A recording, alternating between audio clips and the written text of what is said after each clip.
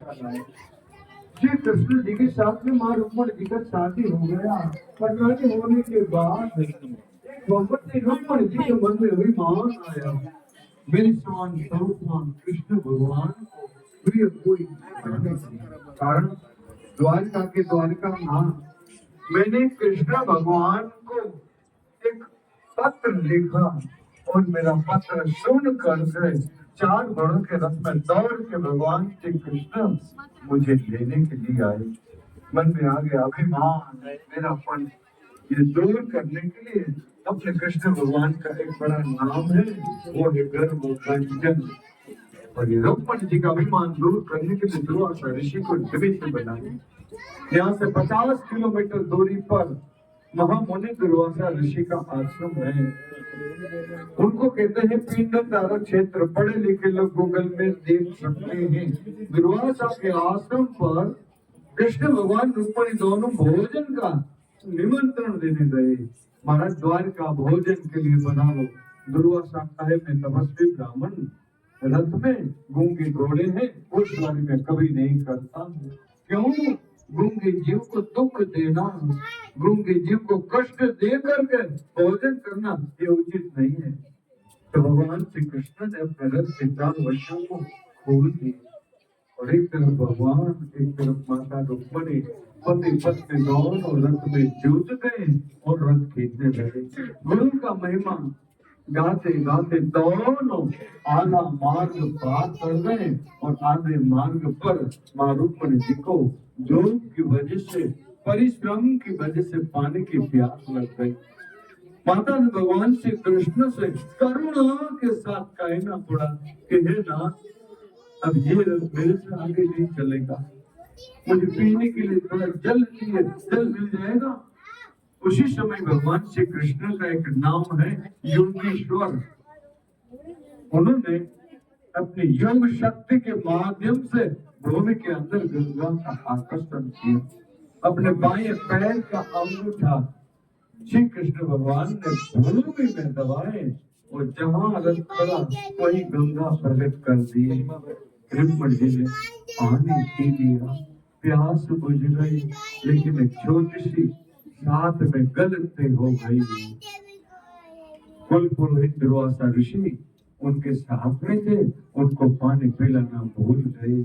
धूप की वजह से, परिश्रम की वजह से ये भूल हो गई। मन लो ये किस्सा बन गया, लेकिन दुर्वासा ऋषि ने इसी बात को मन में सोचते सोचते अपना क्रोध के स्वरूप में आ गए।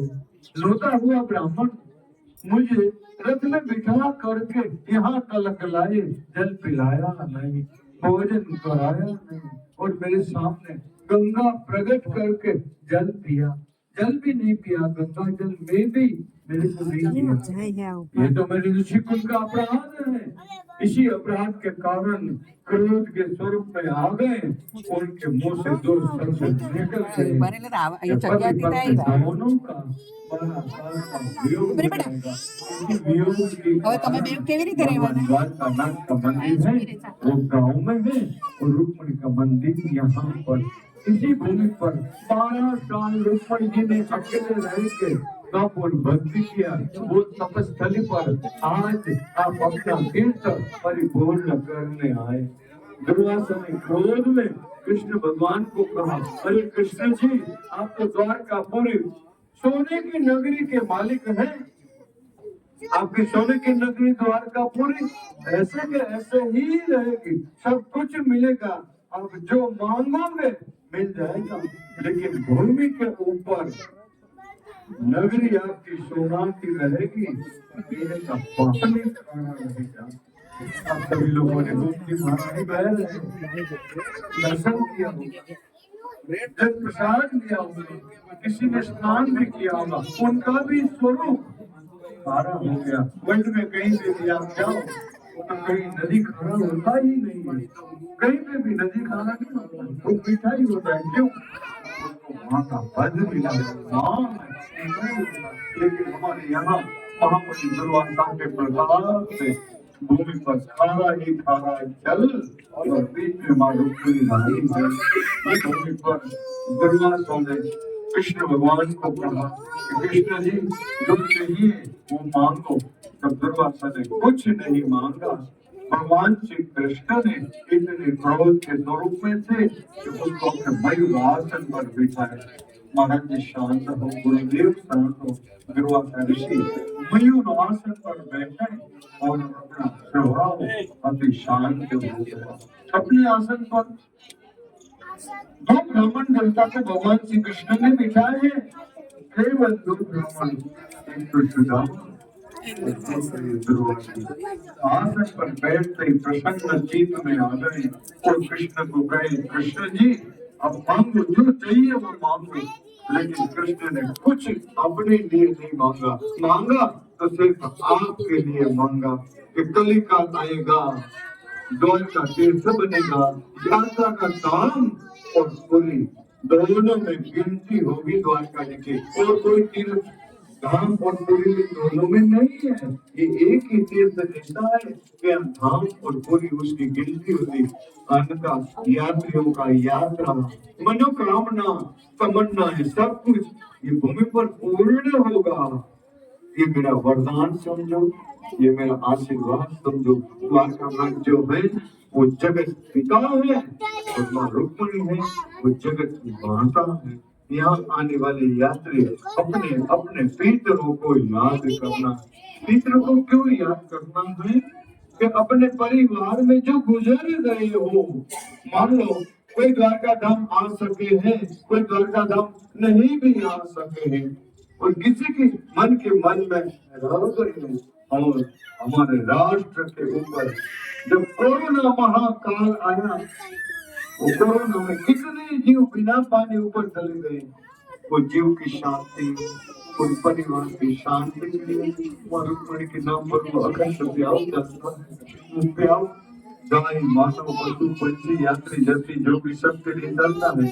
उस प्याव के अंदर किसी यात्री भक्त का मन लगे कि हमें भूमि पर पानी का दान करना है, तो उधर काउंटर है, वहाँ पानी का दान दिया जाएगा। पानी यहाँ नहीं मिलता है, 20 किलोमीटर दूर से टैंकर के सहाय से मीठा पानी गांव निकलता है, वहां से टैंकर से आता है और ये क्या होता है। उसमें भी आज एकादशी का बड़ा दिन है, पितृ प्रधान मास है। अपने पितरों को एकादशी के दिन जलदान देना चाहो तो जलदान देने का महत्व है।